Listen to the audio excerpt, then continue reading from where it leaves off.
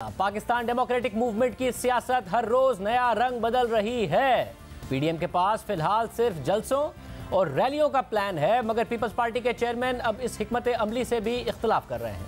बिलावल भुट्टो जरदारी ने पीडीएम को मशवरा दिया है कि 10-10 जलसों से भी फर्क नहीं पड़ेगा, तहरीक अदम एतमाद का फैसला कर लें, फिर हमारी चाय की दावत पर भी हुकूमत के पसीने छूट जाएंगे। इसका जवाब देते हुए नून लीग के सेक्रेटरी जनरल एहसन इकबाल ने कहा कि अगर बिलावल के पास नंबर्स पूरे हैं तो फिर वो ये बात करें, वरना हमने सेनेट में ये देखा कि नंबर्स हमारे पास थे, फिर भी तहरीक अदम एतमाद कामयाब नहीं हुई। मगर बिलावल भुट्टो जरदारी ने यह बात पहली दफा नहीं की है। इससे पहले वो 15 जनवरी को वाज़ेह अल्फाज में कह चुके हैं कि चाहे अदालत हो या पार्लियामान हो, हम कानून के तहत वजीर आजम को हटाएंगे। ये ही तरीका है ना अल्टीमेटली। हम तो कोई एनार्किस्ट्स नहीं हैं, हम गैर जमहूरी कोई तो नहीं है। अगर आप आईनी और जमहूरी तरीके के बात करें तो फिर चाहे वो पार्लियामान हो या अदालत हो, वो किसी कानून के तहत हम चाहेंगे कि हम वज़ीर आज़म को हटाएं। और इसी बात पे इंशाअल्लाह ताला हम पीडीएम को क़यादत को एक पेज पे लेकर आएंगे। और यही तरीका है, यही जमहूरी पार्लियामानी और आईनी तरीका है इस हुकूमत को ख़त्म करने के लिए। अपोजिशन के इस आपस के तजाद के बाद हुकूमत को खुलकर खेलने का मौका मिल गया है। वज़ीर इत्तला शिबली फराज ने ट्वीट किया कि एक पीडीएम और कई बयानिए, बिलावल का अदम एतमाद पर जोर, एहसन इकबाल के इस पर शुकूक व शुबहात और मरियम का लॉन्ग मार्च पर इसरार पीडीएम का शिराजा बिखरने का वाज़ेह सबूत है। शाहराहों पर आवाम को गुमराह करने के लिए निकले थे, आवाम की जानिब से मुस्तरद होने के बाद वापस ऐवानों का रुख इख्तियार कर रहे हैं। बिलावल भुट्टो के बयान पर सियासी हलचल मची तो आसिफ अली जरदारी एक बार फिर मैदान में आए। गुज़िश्ता रोज़ पीपल्स पार्टी पंजाब के जनरल सेक्रेटरी चौधरी मंजूर से टेलीफोनिक गुफ्तगू में साबिक सदर का कहना था कि पीडीएम मुत्तहिद है और हुकूमत से निजात के लिए तमाम ऑप्शंस बतदरीज इस्तेमाल करेगी। इस सारी सूरत हाल में पीडीएम सरबराह मौलाना फजल रहमान खामोश हैं, जबकि नून लीग की नायब सदर मरियम नवाज का दावा है कि हुकूमत अपोजिशन की मिन्नतें कर रही है, लेकिन अपोजिशन कोई ताउन नहीं करेगी। मरियम नवाज बिलावल भुट्टो की तहरीक अदम एतमाद की तजवीज़ पर इतना ही कह सकी कि बाद पीडीएम इजलास में सामने आएगी तो देखेंगे। मैडम बिलावल साहब तो इस बात पर जोर दे रहे हैं कि तहरीक अदम एतमाद लेकर लाने पर जोर दे रहे हैं। बिलावल साहब बात करेंगे तो हम उसका जवाब देंगे। यही बात कही है कि मैं पीडीएम में लेके जाऊंगा उसको, जब वो पीडीएम में लाएंगे तो जाहिर है। मैडम आपकी क्या राय है? मेरी जाती राय ये है हमें भी करने देना कि जिन कुव्वतों को हम पॉलिटिक्स से और पॉलिटिकल मेडलिंग से बाहर निकालना चाहते हैं, उनको इन्वॉल्व हमें फिर नहीं करना। लॉन्ग मार्च भी होगा इंशाअल्लाह ताला, इस्तीफे भी आएंगे और ये हुकूमत घर पर। अगर मैं आपके सामने आज सारी तफसील खोल दूं कि ये किस तरह ऑपोजिशन की मिन्नतें कर रहे हैं और किस तरह ऑपोजिशन ने ये फैसला किया है कि इनके साथ कोई बात नहीं करनी, तो आप हैरान हो जाएंगे। नून लीग के सेक्रेटरी जनरल एहसन इकबाल साहब मौजूद है। एहसन इकबाल साहब बहुत शुक्रिया। एहसन इकबाल साहब, कौन सी हुकूमत मिन्नतें कर रही है? आपको ताने देती तो नजर आ रही है, आपको तहरीक अदम एतमाद का चैलेंज देती भी हुकूमत नजर आ रही है, आपको लॉन्ग मार्च का चैलेंज देती भी हुकूमत नजर आ रही है, ये मिन्नतें कहाँ करती नजर आ रही है हुकूमत आपसे?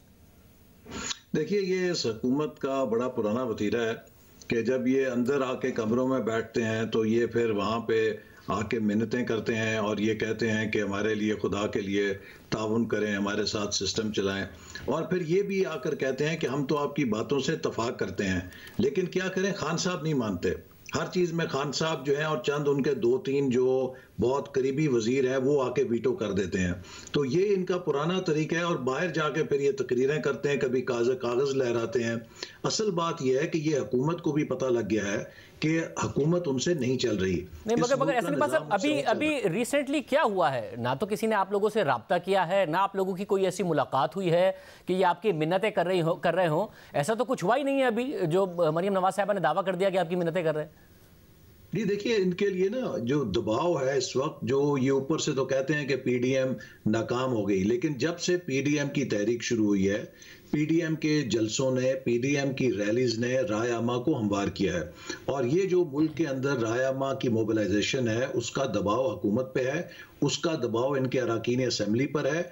आज इनके अराकीन असम्बली खुद हमारे सामने इतराफ़ करते हैं कि हम अपने हलकों में बाहर निकलने के काबिल नहीं रह गए।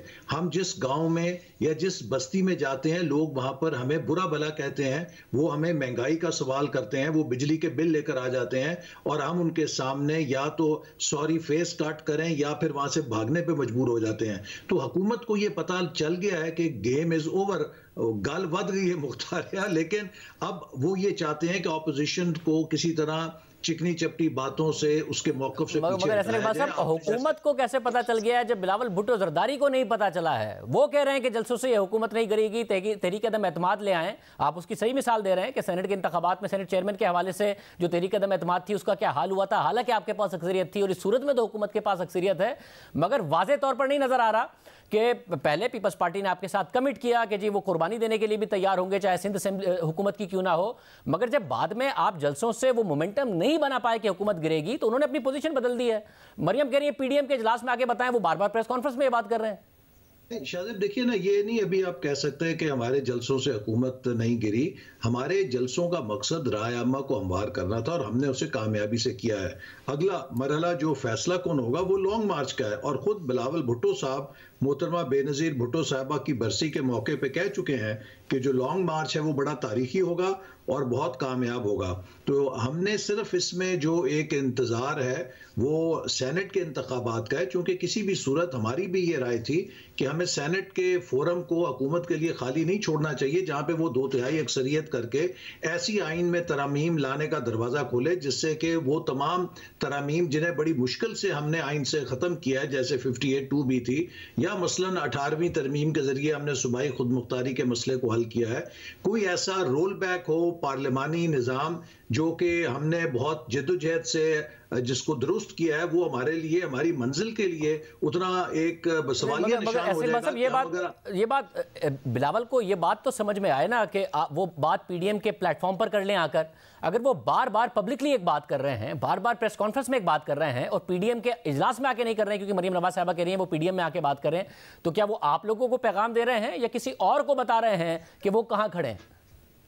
नहीं, वो बात ये पीडीएम के इजलास में भी कर चुके हैं और मैं समझता हूं कि पीपल्स पार्टी के जो को चेयरपर्सन है आसिफ जरदारी साहब ने, उन्होंने अभी जो बयान दिया है उसमें कहा है कि पीपल्स पार्टी तमाम ऑप्शंस के साथ जो पीडीएम फैसला करेगी उनकी पाबंदी करेगी, लिहाजा हर पार्टी का हक है वो अपनी राय दे।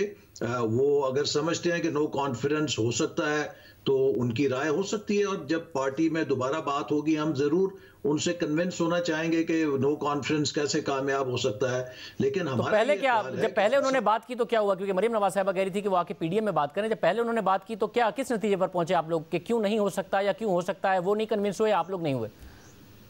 नहीं, इस पे अभी कोई ऐसा फैसला कुन तो फैसला नहीं हुआ, लेकिन जब राय हुई थी तो हमारी पार्टी की तो यही राय है, जैसे मैंने भी उसका इजहार किया है कि या तो नो कॉन्फ्रेंस कामयाब करने के लिए हमें गैर जमहूरी कुव्वतों का सहारा लेना पड़ेगा जो कि हमारे जद्दोजहद की नफी है, और दूसरे नंबर पे पाकिस्तान की तारीख ये बतलाती है कि सेनेट के अंदर जहां अपोजिशन की अक्सरियत थी वहां पर भी रियासत के दबाव ने उस अक्सरियत को अकलियत में तब्दील कर दिया।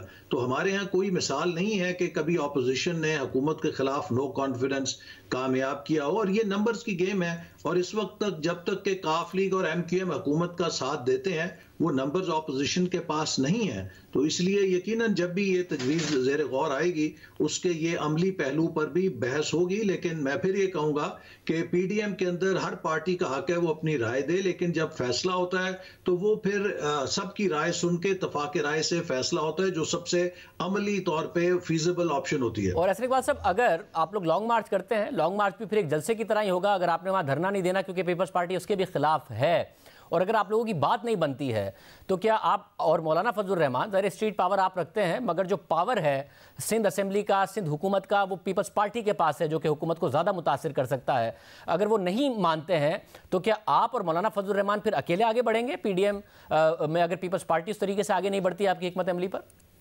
शाजिब, जैसे मैंने आपसे कहा कि अगर आपको याद होगा कि मोहतरमा बेनज़ीर भुट्टो साहबा की बरसी के बाद जनाब बिलावल भुट्टो साहब ने एक बहुत पुरजोर तरीके पे लॉन्ग मार्च का ऐलान किया था और कहा था कि ये हुकूमत के खिलाफ एक फैसला कुन लॉन्ग मार्च होगी, और हम पूरी उम्मीद हैं कि पाकिस्तान में जब लॉन्ग मार्च का फैसला होगा पीडीएम के प्लेटफॉर्म से तो आप देखेंगे गवादर से लेके चित्राल तक और कराची से लेके पेशावर तक हर मुल्क के कोने से पूरे मुल्क में जो हमारी रैलीज हो रही हैं उनका मकसद ये है कि हम लोगों को मोबिलाइज करें, और वो फिर जो लॉन्ग मार्च होगी वो यकीनन चीन में जो माओ ज़ेतुंग की लॉन्ग मार्च को एक तारीखी लॉन्ग मार्च कहा जाता है, उसी तरह की एक कामयाब लॉन्ग मार्च होगी। बहुत शुक्रिया हसन इकबाल साहब हमारे साथ मौजूद थे।